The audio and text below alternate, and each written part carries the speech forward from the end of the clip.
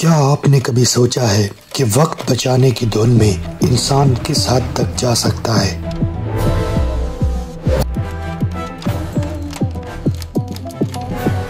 آج ہم آپ کو تاریخ کے ایک ایسے ورق سے ملوائیں گے جہاں ایک ایجاد نے سہولت کے بجائے خوف اور ہنسی کو جنم دیا۔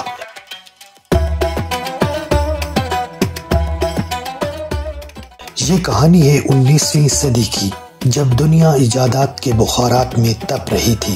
بھاپ کے انجن، ٹیلی فون اور بجلی کے بلب جیسی چیزیں دنیا کو بدل رہی تھی۔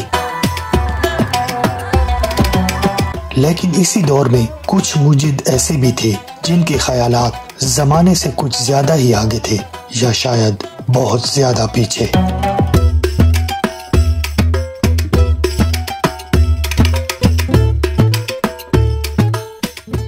پیش ہے تاریخ کی سب سے عجیب، سب سے خطرناک اور سب سے ناکام ایجادوں میں سے ایک، اجتماعی شیونگ مشین۔ جی ہاں، آپ نے صحیح سنا، ایک ایسی مشین جو 1، 2 یا 3 نہیں بلکہ ایک ہی وقت میں پورے 12 لوگوں کی شیو بنانے کے لیے بنائی گئی تھی۔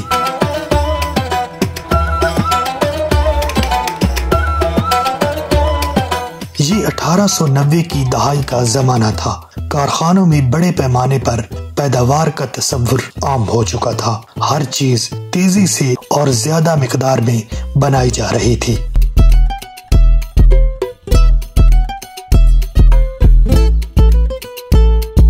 تو ایک موجد ایرک ایم جیسوپ نے سوچا، اگر ہم کپڑے اور گاڑیاں بڑی تعداد میں بنا سکتے ہیں تو لوگوں کی شیو ایک ساتھ کیوں نہیں کر سکتے؟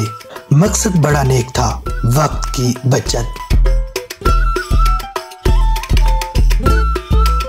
ذرا تصور کریں، صبح کا وقت ہے، حجام کی دکان پر رش لگا ہے، لیکن اب انتظار کی ضرورت نہیں۔ 12 کرسیاں ایک قطار میں لگی ہیں، آپ آرام سے بیٹھتے ہیں، آپ کے چہرے پر شیونگ کریم لگائی جاتی ہے اور پھر ایک دیو ہیکل مشین حرکت میں آتی ہے۔ درجنوں استرے جو ایک پیچیدہ سسٹم سے جڑے ہیں ایک ساتھ نیچے آتے ہیں اور تمام 12 چہروں پر ایک ہی وقت میں پھرنے لگتے ہیں۔ صرف چند منٹوں میں درجنوں لوگ شیو کروا کر فارغ۔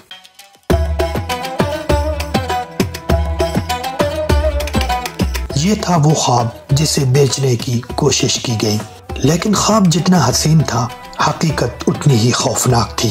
اس مشین کی ڈیزائن میں ایک بہت بڑی خامی تھی، ایک ایسی خامی جسے کوئی بھی عام عقل والا انسان فوراً پہچان لیتا ہے۔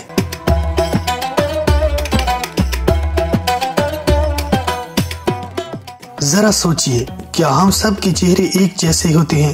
کسی کی ناک لمبی ہے تو کسی کی ٹھوڑی چوڑی، کسی کے گال اندر دھسے ہوئے ہیں تو کسی کا جبڑا باہر نکلا ہوا ہے۔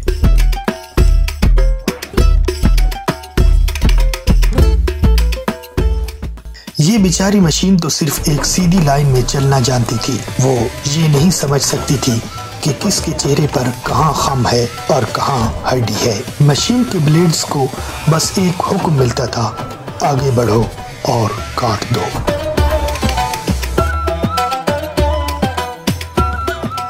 جن لوگوں نے ہمت کر کے اپنی داڑھی اس مشین کے حوالے کی، وہ ایک صاف ستھری شیو کے بجائے کٹے ہوئے گال، زخمی ٹھوڑی اور ادھوری چلی ہوئی جلد لے کر اٹھے۔ یہ ایک ایسی شیونگ مشین تھی جو فائدہ سے زیادہ نقصان پہنچا رہی تھی۔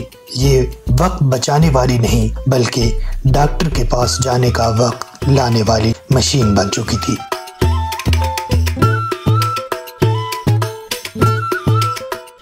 یہ کوئی حیرانی کی بات نہیں کہ یہ ایجاد بری طرح ناکام ہوئی۔ اسے کبھی بھی تجارتی پیمانے پر نہیں بنایا گیا اور یہ تاریخ کے پنوں میں ایک مذاق بن کر دفن ہو گئی۔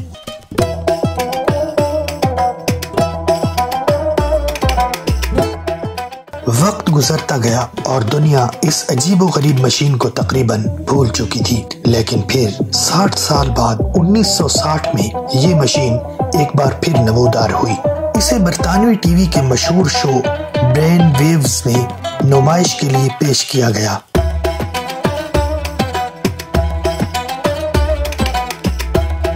اس بار اسے ایک تاریخی عجوبے کے طور پر دکھایا گیا۔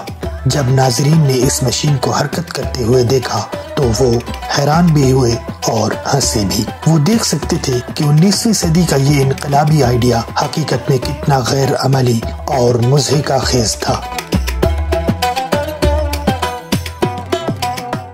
یہ مشین اب ایک ایجاد نہیں بلکہ ایک سبق تھی۔ اجتماعی شیونگ مشین کی کہانی ہمیں بتاتی ہے کہ ہر وہ چیز جو وقت بچانے کا دعویٰ کرتی ہے ضروری نہیں کہ وہ مفید بھی ہو۔